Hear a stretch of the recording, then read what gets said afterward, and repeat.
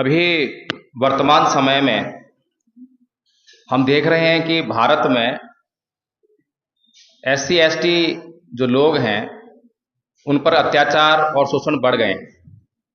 पीछे हमने देखा कि OBC समुदाय पर भी ऐसे अत्याचार जो है होना शुरू हो गए हैं। लेकिन अगर हम भगवान बुद्ध की बात करते हैं तो उनका एक सिद्धांत है 4 आर्य सत्य का, तो उसको भी हमें समझना चाहिए। भगवान बुद्ध कहते हैं कि किसी भी घटना के पीछे कोई ना कोई कारण अवश्य होता है।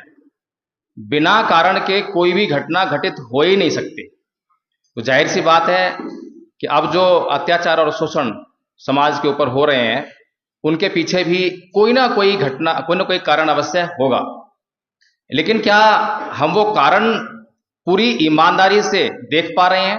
क्या उसकी हम जांच कर पा रहे हैं? ये एक बहुत ही महत्वपूर्ण विषय है। भगवान बुद्ध धम्मपद में कहते हैं, न परेसंग विलोमानी न परेसंग कथा कतंग अतनो व्यवेख्य कतानी अकतानी च, कि दूसरे क्या कर रहे हैं और दूसरे क्या नहीं कर रहे हैं ये मत देखिए, लेकिन मैं क्या कर रहा हूं और मैं क्या नहीं कर रहा हूं ये बहुत महत्वपूर्ण है, इसको देखिए। लेकिन अगर हम अपनी जिंदगी का आकलन करें, जब से पैदा हुए हैं अब तक केवल दूसरों को ही देखते आए हैं, दूसरों के ही सर सारे दोष मढ़ते आए हैं, और यही हमारी सभी समस्याओं का बुनियादी कारण है। और इस कारण को हम समझ नहीं पाए हैं। हमारे बीच में परम पूज्य बाबा साहेब डॉक्टर भीमराव अंबेडकर जैसी महानतम हस्ती पैदा हुई, लेकिन हम उनके विचारों से महरूम हैं। किसी विचारक ने कहा कि व्यक्ति मर जाता है लेकिन विचार नहीं मरता। बाबा साहेब डॉक्टर भीमराव अंबेडकर ने उसको करेक्ट करते हुए कहा कि व्यक्ति के साथ उसका विचार भी मर जाता है अगर उस विचार का प्रचार नहीं होता। तो परम पूज्य बाबा साहेब डॉक्टर भीमराव अंबेडकर दुनिया का सूरज, ज्ञान का प्रतीक, द ग्रेटेस्ट इंडियन, ऐसी उपाधियों से उनको नवाजा गया। दूसरा अन्य कोई पुरुष जो है इस दुनिया में ऐसी उपाधियों वाला नहीं है। लेकिन ये हमारे लिए बड़े दुर्भाग्य की बात है कि परम पूज्य बाबा साहेब डॉक्टर भीमराव अंबेडकर जो इस दुनिया की महानतम हस्ती हैं, वो इस समाज के दुख, दर्द, शोषण, अत्याचार उसका इलाज करना चाहते हैं। लेकिन समस्या ये है कि हम सामाजिक बेईमानी कर जाते हैं। मैं अक्सर असली खाने और नकली खाने की बात करता हूं। नकली खाना हुआ लोभ, लालच और निजी स्वार्थ का, और असली खाना हुआ त्याग, समर्पण और बलिदान का। मापदंड दे दिया है, खुद से देख लें कि अब तक समाज ने कौन सा खाना खाया है। जब जब हमारे समाज में किसी ने असली खाना खाया, मिशन मूवमेंट का, त्याग, समर्पण, बलिदान किया, तो समाज आगे बढ़ता हुआ दिखाई दिया। आज हम संविधान संविधान तो चिल्लाते हैं, लेकिन संविधान का शोषण करके उसको चूस दिया है हमने। और जब किसी व्यक्ति का शोषण हो जाए तो वो कराहने लगता है। इसी तरह से आज संविधान भी कराह रहा है। आज चारों तरफ से आवाज आ रही है कि संविधान खतरे में है, लोकतंत्र खतरे में है, हमारे हक अधिकार खतरे में है। मैं सुनता हूं तो बड़ा ताज्जुब करता हूं। एक अकेले अंबेडकर जिन्होंने हमें संविधान दे दिया, लोकतंत्र दे दिया, तमाम हक अधिकार दे दिए, आरक्षण दे दिया, अकेले अंबेडकर ने। उस समय पढ़े लिखे कितने थे हमारे समाज में, और उनको अपोज करने वाले लोग कितने थे, कितनी भारी संख्या में, और वो कितना स्तर रखते थे पढ़ाई लिखाई का। और आज की डेट में अगर मैं अपने समाज को देखता हूं तो लाखों करोड़ों लोग हमारे बीच में आज पढ़े लिखे हैं। तमाम जजेस सुप्रीम कोर्ट तक सारे पढ़े लिखे हैं, तमाम IAS IPS सब पढ़े लिखे हैं, MLA MP सब पढ़े लिखे हैं, कोई अनपढ़ नहीं है। लेकिन फिर भी चारों तरफ से आवाज आ रही है कि संविधान खतरे में है। तो हमें सोचना चाहिए कि आखिर कारण क्या है। एक अकेला अंबेडकर ज्यादा होता है या लाखों करोड़ों लोग पढ़े लिखे वो ज्यादा होते हैं? तो मुझे तो यही लगता है कि हमने सामाजिक बेईमानी की है। हमने केवल अपना अपना सोचा है। अभी DC साहब भी बोलकर गए कि शिक्षित बनो, संगठित रहो, संघर्ष करो। लेकिन मुझे लगता है कि ऐसा बाबा साहेब ने नहीं बोला। बाबा साहेब ने अंग्रेजी में लिखा, सारा साहित्य अंग्रेजी में लिखते थे, तो उन्होंने लिखा एजुकेट, एगिटेट एंड ऑर्गेनाइज। एजुकेट का मतलब हमने निकाला हिंदी में शिक्षित बनो। क्या सही है क्या है? क्या है? शिक्षित करो, वर्ब है। तो शिक्षित बनो में और शिक्षित करो में कितना फर्क है। और बाबा साहेब जो अपनी जिंदगी में कभी सुख चैन से नहीं जी रहे हैं, सारा त्याग समर्पण बलिदान समाज के लिए कर रहे हैं, तो वो किसी को स्वार्थपूर्ण वाक्य कैसे दे सकते हैं? जब हमने अपनी शिक्षा पर जोर दिया तो हम शिक्षित हो गए, और वो शिक्षा किसके काम आई? हमारे काम आई। नौकरी हासिल की, बिजनेस किया, अपना पेट भरा, अपने बच्चों का भरा, केवल अपना, स्वार्थपूर्ण। फिर दूसरा क्या शब्द है? एगिटेट। एगिटेट का हमने क्या मतलब निकाला? संगठित रहो। अब एगिटेट का मतलब क्या संगठन होता है? नहीं होता। संगठन का तो जो अंग्रेजी है वो ऑर्गेनाइज होती है, ऑर्गेनाइजेशन होता है। ये शब्द कहां से आ गया? ये जो शब्द है ये बाबा साहेब कथन नहीं है, ये शब्द हमारी भावनाओं को व्यक्त करने का तरीका है कि भाई जब हम शिक्षित हो जाएंगे तो संगठित हो जाएंगे, क्यों समझेंगे संगठन को। जब संगठित हो जाएंगे तब संघर्ष करेंगे, तब लड़ाई करेंगे। ये हमारी भावना है, क्योंकि हमारे मन मस्तिष्क में ये ब्राह्मणवाद, मनुवाद जमकर बैठा हुआ है। हम मनुवाद को, ब्राह्मणवाद को लगातार कोसने का काम तो करते हैं, लेकिन मनुवाद और ब्राह्मणवाद क्या है इसको समझने का बिल्कुल भी प्रयास नहीं करते। तो इसी तरह से जो आंदोलन करो, आंदोलित करो, इसको समझने के लिए मैं एक उदाहरण देता हूं। दो बच्चे एक ही क्लास में पढ़ रहे हैं, इतिहास की क्लास है, और एक घटना पढ़ रहे हैं कि उनके किसी जिले में, किसी गांव में कुछ दलितों पर अत्याचार हुए, उनके समाज के लोग थे, इतनी हत्याएं हो गई, इतना नुकसान हो गया। एक स्टूडेंट जो है अच्छी तरह से उसको पढ़कर, अच्छी तरह से उनको याद करके सारे फैक्ट्स को, और एग्जाम में बैठता है, परीक्षा देकर आता है, अच्छे नंबर लेकर आता है। अच्छे नंबर आए तो नौकरी भी लग जाती है। अब नौकरी लग गई तो फिर जीवन में ऐसो आराम ही आना है, मजे की जिंदगी होगी। वहीं पर दूसरा बच्चा भी पढ़ रहा है, लेकिन उस घटना को पढ़ने के बाद उसकी जो है नींद उड़ गई। मेरे समाज पे अत्याचार हुआ, ये अत्याचार क्यों हुआ, इस अत्याचार को रोकने के लिए मैं क्या कर सकता हूं। तो दोनों बातों में फर्क है। अभी हमने आंदोलन का जो मतलब लिया, केवल सड़कों पर उतरकर दंगा करना, रोड जाम करना, इन्हीं सब चीजों में लिया, प्रशासन से अपनी बातें बनवाना। लेकिन परम पूज्य बाबा साहब डॉक्टर भीमराव अंबेडकर का जो मिशन था, शायद ही उसको हमने समझने का प्रयास किया। जब हम परम पूज्य बाबा साहब डॉक्टर भीमराव अंबेडकर का खाली गाना गाएंगे, जय जयकारा लगाएंगे, लेकिन उनको समझेंगे नहीं, उनका विचार क्या था उसको समझेंगे नहीं, तो मुझे लगता है हमारा उद्धार होने वाला नहीं है, चाहे आप कितने भी साल लगा लीजिए। अभी दो घटनाएं महत्वपूर्ण भारत में चल रही हैं। पहली घटना BR गवई साहब, जो मुख्य न्यायाधीश सुप्रीम कोर्ट, उनके ऊपर किसी ने जूता फेंकने की हिमाकत कर दी, और सारा बहुजन समाज, सारे बहुजन नेता, सारे बहुजन बुद्धिजीवी उसको कोसने लगे। ग्वालियर में एक वकील ने जो है बाबा साहेब डॉक्टर भीमराव अम्बेडकर को अपमान कर दिया, निंदनीय शब्द कह दिए, उसको कोसने लगे। उसके ऊपर जो है तैयारी कर ली, 15 अक्टूबर को हम देखेंगे, जूतों की माला पहनाएंगे। समझने वाली बात यह है कि इन लोगों को ताकत कहां से आ रही है, ताकत कौन दे रहा है। गहराई से विचार करें तो ताकत तो हम लोग ही दे रहे हैं, क्योंकि जो लोग अभी सत्ता में बैठे हुए हैं, परम पूज्य बाबा साहेब डॉक्टर भीमराव अंबेडकर जब संविधान सभा से संविधान को पास करा के बाहर निकलते हैं तो ऐलान करते हैं कि जाओ ऐ मेरे समाज के लोगों, अपने घरों की दीवारों पर लिख दो तुम इस देश के शासक हो। तो अगर हम इस देश के शासक होते तो क्या यह घटना घटती? अभी मैं रिकॉर्ड चेक कर रहा था। अच्छा, मैं पहले जानना चाहता हूं कि यहां पर जो है परम पूज्य बाबा साहेब डॉक्टर भीमराव अंबेडकर का सम्मान करने वाले कितने लोग बैठे हैं? हाथ खड़ा करें एक बार जरा। सारे? बड़ी खुशी की बात है। सच बोल रहे हैं, झूठ बोल रहे हैं? जांच होगी। अच्छा, बौद्ध कितने बैठे हैं? एक। हो गई जांच। मैंने कहा सामाजिक बेईमान चल रही है। आखिर परम पूज्य बाबा साहब डॉक्टर भीमराव अंबेडकर ने 1935 में हमें एक दवा दी। डॉक्टर, जब भी हम डॉक्टर के पास जाएंगे तो दवा देगा हमारे को बीमारी का, बीमारी से भी सही होंगे। लेकिन हम दवाई को जो है लेकर आए, घर में लाकर अलमारी में पैक करके रख दिया। उसने कहा था सुबह खुराक खाना, दोपहर के खुराक खाना और शाम के खुराक खाना। सुबह उठे हम और हमने धूपबत्ती अगरबत्ती ली, हे दवाई मैया मुझे ठीक कर दियो। दूसरी खुराक ली दोपहर को, हे दवाई मैया मुझे ठीक कर दियो।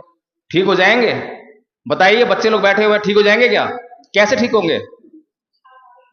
तो परम पूज्य बाबा साहब डॉक्टर भीमराव अंबेडकर जब इस समाज की समस्याओं पर गौर कर रहे हैं और वो दवा खाने के लिए दे रहे हैं, तो हम दवा खा नहीं रहे हैं।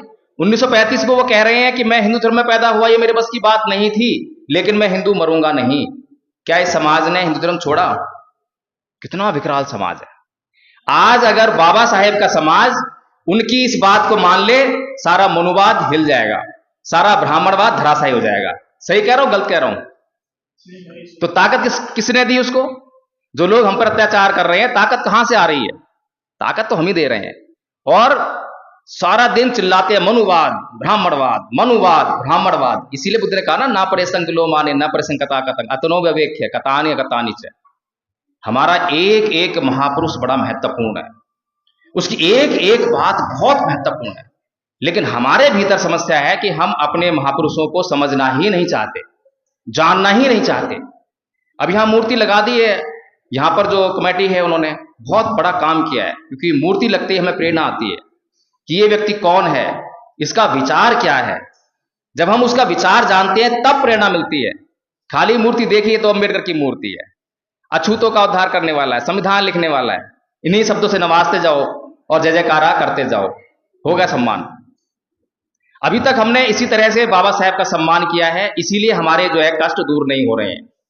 परम पूज्य बाबा साहेब डॉक्टर भीमराव अंबेडकर 1956 में, आज का दिन जो आप सेलिब्रेट कर रहे हैं 14 अक्टूबर 1956, यहां पर धम्मचक्र प्रवर्तन दिवस लिखा है। मैं थोड़ा करेक्ट करना चाहूंगा कि आज अशोक विजयदशमी तो नहीं है, क्योंकि वो जो है इस कैलेंडर के हिसाब से नहीं है, वो दशहरे के दिन, क्योंकि दशहरे को जो है हिंदू लोगों ने परिवर्तित कर लिया अपने त्योहार के रूप में, जबकि वो थी अशोक विजयदशमी।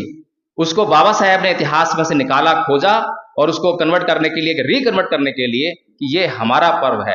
तो इसीलिए उन्होंने जो है उसी दिन को धम्म दीक्षा के लिए चुना। तो धम्मचक्र प्रवर्तन तो एक ही बार हुआ था। धम्मचक्र प्रवर्तन का होता है कि जब धम्म का पहिया घूमना शुरू हो जाए, वो बुद्ध ने जो है सारनाथ में जब 5 परिव्राजकों को अपना पहला धर्मोपदेश दिया था, उस दिन हुआ था। उसके बाद अशोक और बाबा साहेब दोनों की धम्म दीक्षा हुई, उन्होंने धम्म को ग्रहण किया। तो धम्म दीक्षा दिवस है आज। तो इसलिए हमें जो है ये जो दूसरी दवाई बाबा साहेब ने दी, ये बड़ी महत्वपूर्ण है। अब आपके सामने 22 प्रतिज्ञाएं लिखी हुई हैं। कितने लोगों ने पढ़ी? हाथ खड़ा करें। अभी तो कह रहे थे हम बाबा साहेब का सम्मान करते हैं। अभी तो मैं, क्योंकि यहां पर आपके सामने बोल रहा हूं, और भी वक्ता हैं, इसलिए मैं ज्यादा समय नहीं ले सकता। अगर ज्यादा समय होता तो एक एक चीज आपको खुल बताता कि हम बाबा साहेब का सम्मान बिल्कुल नहीं करते, बल्कि बाबा साहेब का अपमान करते हैं। उदाहरण देना चाहूंगा। आदरणीय धर्मपाल चंद्रा जी बैठे हैं, अगर मैं इनके रोज पैर छूकर और अपने काम पर जाऊं तो सारा चंबा जिला बोलेगा कि भाई एडवोकेट जय भीम प्रकाश जो है बहुत अच्छा व्यक्ति है, बहुत सम्मान करता है धर्मचंद्रा जी। और धर्मपाल चंद्रा जी एक दिन मुझसे कहें कि बेटा जरा एक गिलास पानी दे दियो, और मैं कहूं अरे ले लेना, मैं लेट रहा हूं। सम्मान हुआ? क्या हुआ? अपमान हुआ ना। तो समझ गए अब सम्मान और अपमान।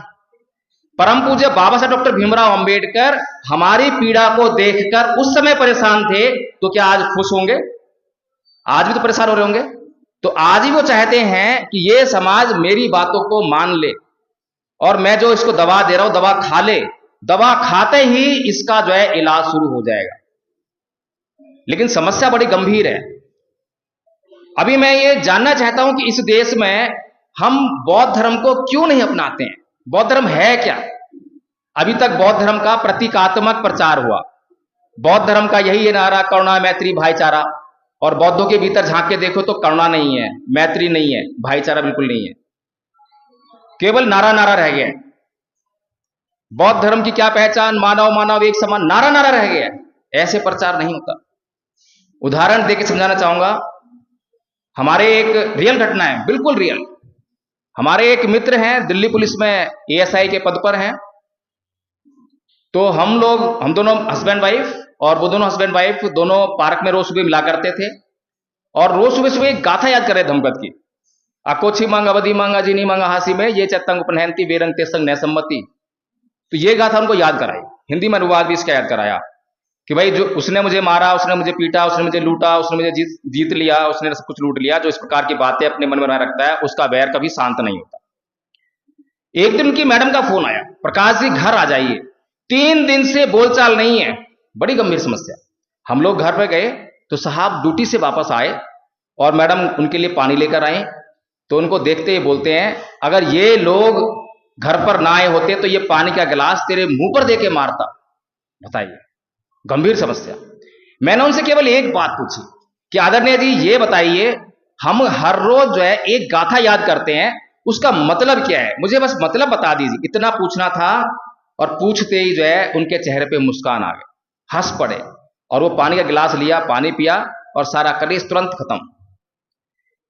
भगवान बुद्ध का धम्म जो है प्रतीकात्मक नहीं है, भगवान बुद्ध का धर्म दवा है, और इस दवा का जिसने इस्तेमाल किया उसने इसको एक्सपीरियंस किया। जैसे आप लोगों ने भी कोई ना कोई दवा खाई होगी अपने जिंदगी में जो है, और जैसी वो दवा फायदा करती है फिर किसी को कहने की जरूरत नहीं पड़ती कि जाओ उस दवा का प्रचार करो या तनख्वाह मिलेगी। आप खुद जा जाकर अपने रिश्तेदारों को, पड़ोसी को, जिसको भी वो बीमारी है तुरंत बताते हो। ऐसी बुद्ध का धम्म है। पूरे संसार में जितने भी अन्य संप्रदाय हैं उनका जो इतिहास है वो रक्त रंजित इतिहास है, बिना रक्त बहाए लोभ लालच के धर्म नहीं फैले उनके। लेकिन भगवान बुद्ध का धर्म जो है एकमात्र धर्म ऐसा है जिसको प्रचारित करने के लिए एक बूंद रक्त की नहीं बही और पूरे संसार में फैला। कैसे फैला? नारे से नहीं फैला, एक्सपीरियंस करके फैला। क्योंकि इससे जो है हमारे घरों में जो समस्या है वो हल हो रही है। आप सभी लोग बीमार तो नहीं है कोई भी? सभी लोग स्वस्थ हैं? स्वस्थ हैं? अच्छा, क्रोध कितने लोग करते हैं? क्रोध करते नहीं करते? गुस्सा करते हैं? अच्छा, गुस्सा बीमारी नहीं है। सोचिए, काम, क्रोध, मोह, लोभ, द्वेष, तृष्णा, ईर्ष्या, राग इत्यादि ये जो बीमारियां हैं, जो असली जड़ है, हम तो क्या सोचते हैं कैंसर, टीबी, जुकाम, इसी को बीमारी समझते हैं, लेकिन जो बीमारी की असली जड़ है उसको तो बीमारी मानते नहीं है। अच्छा, धार्मिक कितने लोग बैठे हैं? धार्मिक लोग, धर्म को मानने वाले, किसी न किसी धर्म को मानने वाले, अभी बौद्ध धर्म को नहीं मानते पता है मुझे, सारे धार्मिक हैं। कोई हिंदू धर्म को, कोई मुसलमान धर्म को मानते होंगे, सारे धार्मिक हैं। चलिए, गाली कितने लोग देते हैं? गाली कितने लोग देते हैं? अब देखिए धार्मिकता क्या है, सोचिए, क्या गाली देना धर्म है? गुस्सा करना धर्म है? झगड़ा करना धर्म है? एक आदमी अपने आप को हिंदू कहता है, मंदिर में जाता है, वहां पर धूप बत्ती करता है, अगरबत्ती करता है, जल चढ़ाता है, दूध चढ़ाता है। दूसरा आदमी जो है मंदिर मस्जिद जाता है, नमाज पढ़ता है, रोजे रखता है। अब ये दोनों आदमी जब मंदिर मस्जिद से घर वापस लौटते हैं तो अपनी बीवी से झगड़ा करते हैं, अपने बच्चों में झगड़ा करते हैं, अड़ोसी पड़ोस झगड़ा करते हैं। अब बताइए कि धर्म की जरूरत कहां थी, घर पर या मंदिर मस्जिद में? समझ में आ गया धर्म क्या है? और अभी तक हम धर्म किसको मान रहे थे? हमारी असली समस्या हमारे कॉमन सेंस की है। किसी हिंदू से पूछो भाई तू हिंदू कैसे है, तो बोलेगा कि मैं हिंदू परिवार में पैदा हुआ इसलिए मैं हिंदू हूं। किसी मुसलमान से पूछो कि तू मुसलमान कैसे है, मैं मुसलमान परिवार पैदा हुआ इसलिए मैं मुसलमान हूं। अब किसी हिंदू घर में बच्चा पैदा हुआ और बचपन में पैदा होते ही उसको किसी मुसलमान के घर छोड़ दो, क्या किसी ईश्वर देवी देवता में ये ताकत है कि जाकर उस बच्चे को ये बता सके कि तू मुसलमान नहीं है, तू हिंदू है? इसका मतलब ये जो धर्मों का जो फंडा है ये भ्रम है, कुछ नहीं है। भगवान बुद्ध क्या कहते हैं धर्म के बारे में? भगवान बुद्ध कहते हैं सब पापस अकर्णं कुशलस्य उपसंपदा सचित पर्योदपन्न एतं बुद्धानुशासन। सभी प्रकार के पाप कर्मों का ना करना और सभी प्रकार के पुण्य कर्म यानी सही कर्मों, अच्छे कर्मों का करना, यही धर्म है। अब बताइए ये धर्म की परिभाषा कैसी है? यूनिवर्सल हुई है ना? हुई? यूनिवर्सल है कि नहीं है? इस परिभाषा से कोई हिंदू इंकार कर देगा, कोई मुसलमान इंकार कर देगा? कर सकता है कोई? मेरी बातों में रुचि नहीं आ रही है? समझ में नहीं आ रही है? आ रही है। तो भगवान बुद्ध जो कह रहे हैं वो सनातन है, एटर्नल है। अभी सनातन शब्द के पीछे बहुत बहस चढ़ी कि हम सनातनी, हम सनातनी। लेकिन सनातन है क्या, इसको समझ नहीं पाए। सनातन का मतलब होता है, 3 शब्दों का आप इस्तेमाल कीजिए, सार्वजनीन, सार्वभौमिक और सर्वकालिक। जिसमें, जिस शब्द में, जिस सिद्धांत में, जिस नियम में ये 3 बातें शामिल हो जाएं, आंख बंद कर कह दी ये सनातन है।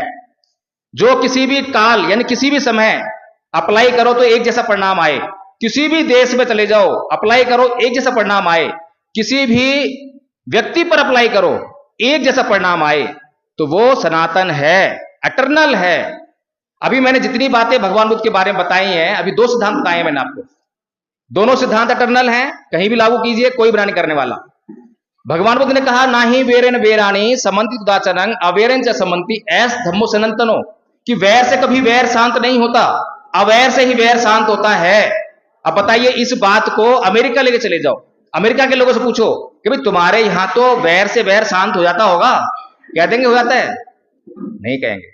पाकिस्तान चले जाओ, अफगानिस्तान चले जाओ, पूरी दुनिया में कहीं भी चले जाओ, बुद्ध की बात जो परिणाम देगी वो एक जैसा देगी। लेकिन एक और संस्कृति है, जब कोई मर जाता है तो कहते हैं राम नाम सत्य है, लेकिन यही शब्द का इस्तेमाल अगर कहीं किसी बच्चे का बर्थडे मना रहे हो और वहां जाके कह दो तो लोग लठ लेके उसके पीछे पड़ जाएंगे। क्यों? अब झूठ हो गया क्या? यानी कि समय के हिसाब से कोई ये कलयुग में चलेगा, ये सतयुग में चलता था, ये इस व्यक्ति पर लागू होगा, ये मुसलमान है इस पे तो काम नहीं करेगा, ये हिंदू है इस पे काम करेगा। हद हो गई। बुद्ध की किसी भी बात को कहीं पर भी किसी पर भी लागू कर दीजिए, देखिए परिणाम आ रहा है नहीं आ रहा। इसीलिए बुद्ध जो है वो प्राकृतिक नियम के आधार पर बोलते हैं। उनके एक एक शब्द में जो है मनुष्य का कल्याण छुपा है, लेकिन मनुष्य तो कुछ और ही समझ रहा है। अपना कल्याण समझ रहा है, रुपए को, पैसे को, ये इज्जत मान सम्मान। दंपत में एक गाथा कही गई, अय्या ही लाउपनिसा अय्या निब्बान गामनी एवं मेतंग अभिहाय भिक्खु बुद्ध सावको संकारंग नावी निंदेय विवेक मनुग्रह, कि लाभ का रास्ता दूसरा है, सत्कार का रास्ता दूसरा है। यानी कि लाभ का रास्ता दूसरा है और निर्वाण का रास्ता दूसरा है। हमारे बीच में भंते जी बैठे हैं, इनका लक्ष्य है निर्वाण प्राप्त करना। इनके कोई प्रशंसा करे, कोई निंदा करे, इन्हें कोई फर्क नहीं पड़ता। लेकिन आप लोग बैठे हो, आप लोग गृहस्थ हो, सांसारिक हो, आपको इन बातों से बहुत फर्क पड़ता है। ये दोनों के बीच में फर्क है। तो कहने का मतलब ये है, शॉर्ट में खत्म कर दूंगा मैं, हमारे बीच में अभी जो घटनाएं चल रही हैं, उन सभी घटनाओं के लिए, हमारे दुखों के लिए बाहर के तत्व जिम्मेदार नहीं है, हम स्वयं जिम्मेदार हैं। अगर मुझे किसी ने गाली दी तो पलटकर मैं गाली क्यों देता हूं, सारा संसार तो ये कहेगा कि मैंने गाली इसलिए दी क्योंकि उसने मुझे गाली दी। लेकिन भगवान बुद्ध जो है, एक चोर को अपराधी तो कहते हैं कि हाँ अपराधी तो है, लेकिन ये बीमार है। चोर जो है बीमार है और बीमार का इलाज किया जा सकता है। इसीलिए भगवान बुद्ध जो है अंगुलीमाल डाकू को मारने नहीं निकलते, उसका इलाज करने निकलते हैं। और जब उसका इलाज कर देते हैं तो वही अंगुलीमाल डाकू जो हिंसात्मक था, हत्यारा था, सुधरने के बाद समाज का कल्याण करने लगता है। ये बुद्ध का धम्म है, ये बुद्ध के धम्म का गौरव है। हम समाज को सुधार सकते हैं, लेकिन हम तो बचपन से ही हिंसा, बदले की भावना, हिंसा, गाली का बदला गाली, यही सब सुनते आए हैं, सीखते आए हैं, तो धम्म कहां सीखेंगे? तो बाबा साहेब डॉक्टर भीमराव अंबेडकर विश्व के सबसे पढ़े लिखे, सबसे विद्वान, सर्वश्रेष्ठ व्यक्ति, लेकिन हमने कसम खा रखी है कि हम बाबा साहेब का अपमान करके रहेंगे। सही कह रहा हूं, गलत कह रहा हूं? आज समझ में बात आ गई है? आप लोगों के मेरे पास नंबर आ गए हैं, आपने वो रजिस्टर में लिख दिए होंगे नंबर जो है। चंबा में पहली बार आया हूं, आदरणीय धर्मपाल चंद्रा जी का मैं आभार व्यक्त करता हूं कि उन्होंने यहां मुझे बुलाया है, मौका दिया है आप लोगों से मिलने का। और मैं चाहूंगा कि ये जो कारवां है बाबा साहेब को समझने का और इस धम्म से पूरे चंबा डिस्ट्रिक्ट को उनका कल्याण करने का, इसमें कल्याण ही कल्याण है। किसी के प्रति कोई अपमान शब्द नहीं है, किसी का अपमान नहीं है, हम किसी से कुछ नहीं कह रहे हैं।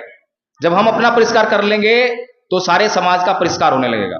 तो इसीलिए इस चंबा डिस्ट्रिक्ट में भी हमें जो है इस धम्म का प्रचार प्रसार करना है। और जो ये समिति है, मैं देख रहा हूं कि बहुत अच्छा काम कर रही है, यहाँ पर उसके लिए संघर्ष कर रहे हैं। जब तक हम समाज का परिष्कार ना कर लें तब तक तो हमें मांगे रखनी पड़ेंगी। लेकिन जिस दिन आपका परिष्कार हो गया, बाबा साहेब का सपना था, बाबा साहेब ने 1950 में संविधान को लागू करवाया और 56 में धर्म परिवर्तन कर रहे हैं। संविधान हमारी सभी समस्याओं का हल नहीं है, लेकिन बाबा साहेब 1956 में कहते हैं कि मेरे समाज के लिए बौद्ध धर्म जरूरी है और बौद्ध धर्म मेरे समाज की सभी समस्याओं का हल है। बाबा साहेब गलत नहीं हो सकते, लेकिन बाबा साहेब को गलत करने का ठेका हमने ले रखा है। हम पल पल हर बात से बाबा साहेब को गलत साबित कर रहे हैं। तो इसीलिए मैं चाहूंगा कि कहने के लिए बहुत कुछ है, बहुत लंबा हो सकता है, लेकिन क्योंकि समय की मर्यादा है और भी वक्ता हैं, तो मैं चाहूंगा कि आप लोग जो हैं इस चंबा डिस्ट्रिक्ट में आप खुद से जितने लोग समझ गए हैं, जान गए हैं कि हाँ बाबा साहेब का जो सम्मान करना है वो बौद्ध धर्म को अपनाकर, बौद्ध धर्म का प्रचार करके ही हम अपना सकते हैं। मैं एक और बात कहना चाहूंगा, बाबा साहेब ने 1956 में कहा था कि अगर मैं 5 साल और जीवित रहा तो पूरे भारत को बौद्धमय कर दूंगा। भारत को बौद्धमय करने में भारत का कल्याण है, लेकिन ये जिम्मेदारी अब बाबा साहेब के अनुयायियों पर आ गई है। और एक बात, जब कार्ल मार्क्स की मृत्यु हुई तो केवल 14 लोग थे उसके साथ, केवल 14 लोग, और जब बाबा साहेब के साथ में धर्मांतरण कर रहे हैं लोग जो है तो 5 लाख से अधिक लोग हैं। उनकी मृत्यु पर लाखों लोग हैं, लेकिन ये लाखों लोग मिलकर जो है बाबा साहेब को समझे नहीं, बाबा साहेब के विचार को नहीं समझे, उसका प्रचार नहीं किया। इसीलिए बाबा साहेब का आज भारत में अपमान हो रहा है। और कार्ल मार्क्स के उन 14 लोगों ने काम किया, पूरी दुनिया लाल कर दी है। पूरी दुनिया में कोई देश ऐसा नहीं है जिसमें उसकी विचारधारा पर आधारित पार्टी ना हो। हमारे ही देश में कई राज्यों में सरकारें बनी है। तो इसीलिए हमारे हाथ में है बाबा साहेब का सम्मान करना। हम किसी और से ये उम्मीद नहीं कर सकते कि वो लोग जो हैं बाबा साहेब का सम्मान करेंगे। उनसे तो हम यही उम्मीद करेंगे कि वो अपमान ही करेंगे। हाँ, अगर हम लोग इकट्ठे हो गए, संगठित हो गए, फिर वो मजबूर हो जाएंगे और वो भी समझने लगेंगे फिर कि बाबा साहेब हैं क्या। तो बाबा साहेब को अगर कोई नहीं समझ पा रहा है तो उसमें हम एक कारक है। भंते जी ने आपके लिए जो है जो प्रशिक्षण की बात कही थी, आपके लिए मोटिवेशन जरूरी है कि जो मैंने जितनी बातें कही हैं, ऐसा नहीं है कि मैं ही कर सकता हूं, आप लोग भी कर सकते हैं और हमें करना है।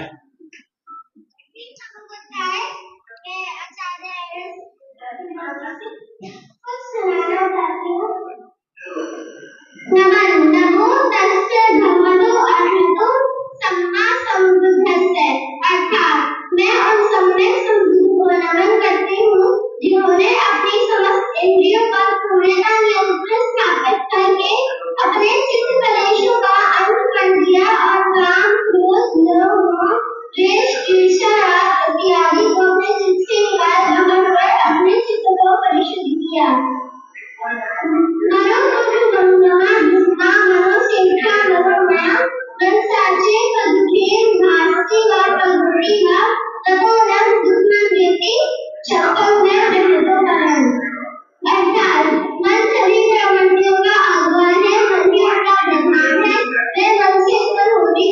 यदि कोई दूषित मन से वचन बोलता है या पाप कर्म करता है तो जो उसका अनुसरण उसी प्रकार करता है जिस प्रकार की सत्ता पहिया गाड़ी खींचने वाले बैलों के पैरों का।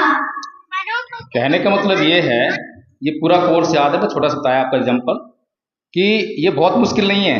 ऐसे 70-80 बच्चे हमने, छोटे छोटे बच्चे, कोई 4th क्लास में पढ़ रहा है, कोई 3rd क्लास में पढ़ रहा है, वो तैयार कर दिए हैं। और ये सांस्कृतिक परिवर्तन जो आपके हाथ में एक पर्चा आया होगा धम्मपद संघ का, उस पूरा कोर्स लिखा हुआ है भीतर जो है। और हम आप लोगों को संपर्क करेंगे, प्रयास करेंगे, आपके पीछे पड़ेंगे, क्योंकि पीछे पड़े बगैर मुझे लगता नहीं कुछ काम होने वाला है। इसीलिए मैंने नंबर भी ले लिए हैं, आपके पास फोन भी आएंगे और फिर दोबारा भी आऊँगा, मैं लगातार विजिट करूँगा। और यहाँ पर ये जो हॉल है बहुत अच्छी जगह यहाँ पर बनाई है समिति ने जो है, इसका पूरा इस्तेमाल करेंगे और बाबा साहेब का मिशन को पूरा करके रहेंगे। बहुत साधुवाद। शुक्रिया एडवोकेट साहब, आपने तो बहुत ही गहन विश्लेषण कर दिया है परिस्थितियों का और आपने ये भी संदेश दे दिया कि वक्त आ गया है कि अब हम थोड़ा सा ढकोसलेबाजी से बाहर निकलें। कहने के लिए तो हम अम्बेडकराइट्स होने की बात करते हैं, लेकिन उनको अपने जीवन में उतार नहीं पा रहे हैं, उनको जी नहीं पा रहे हैं। आपके विचारों ने कई सारे सवाल छोड़ दिए हैं मुझे लगता है, और ये जो हमारे चेहरे पर और हमारी आंखों में जो भाव नजर आ रहे हैं वो दिखा रहे हैं कि हम भावविभोर हो गए हैं और अपने हम सबको सोचने के लिए मजबूर कर दिया है कि वाकई रास्ता होना क्या चाहिए। दिखाता है कि कैसे ब्रह्मा विष्णु महेश वाला जो कंसेप्ट है उससे बाहर कैसे निकलना है। सब के सब मुझे लगता विचारों में खो गए हैं और सोच रहे हैं कि आपने जो विचार दिए हैं उस पर गहन चिंतन का वक्त आ गया है। जितना डिले करेंगे उतने हम परेशानियों में डूबे रहेंगे। और आपने वाकई में बिल्कुल ठीक कहा कि हम सबकी जिंदगी में जो सुपर हीरो है हमारा मन है, और मन की जब हम बात करते हैं तो हम अक्सर कहते हैं कि जैसा हम सोचते हैं हम वैसे ही हो जाते हैं। और इंपॉर्टेंट बात यह है कि मन के सबसे बड़े हीलर अगर कोई रहे हैं तो बुद्धा जी रहे हैं। और आज की अगर सबसे बड़ी प्रॉब्लम्स हमारी जिंदगी में है, दुनिया में है, वो मन से जुड़ी हुई सबसे ज्यादा है। मन सुपर हीरो है और मन को काबू करने का जो रास्ता बुद्धा ने दिखाया है उससे बेहतर रास्ता किसी और ने नहीं दिखाया है। इसलिए तमाम परेशानियों का कारण भी मन है और मन को काबू करना तमाम परेशानियों से निजात पाने का रास्ता भी है। तो बुद्धा को अगर हमको जीना है तो बहुत सिंपल तरीके भी हैं और उसके लिए थोड़ा सोचना पड़ेगा। जो वकील साहब ने बड़ा अच्छा बोला है कि वक्त आ गया है थॉट देने का, सोचने का, क्योंकि अभी तक हमने गहराई से बुद्धा को सोचा नहीं है। बुद्धा वही हैं जो हम लोग जिन्हें रोजमर्रा की जिंदगी में अपने आप को उतार सकते हैं। लेकिन परेशानियां हम सबकी जिंदगी में बहुत सारी हैं जिनको लेकर संघर्ष भी बहुत जरूरी है, जैसा वकील साहब ने इंडिकेट किया। और संघर्ष के रास्ते पे भी हमारे कुछ एक साथी चल रहे हैं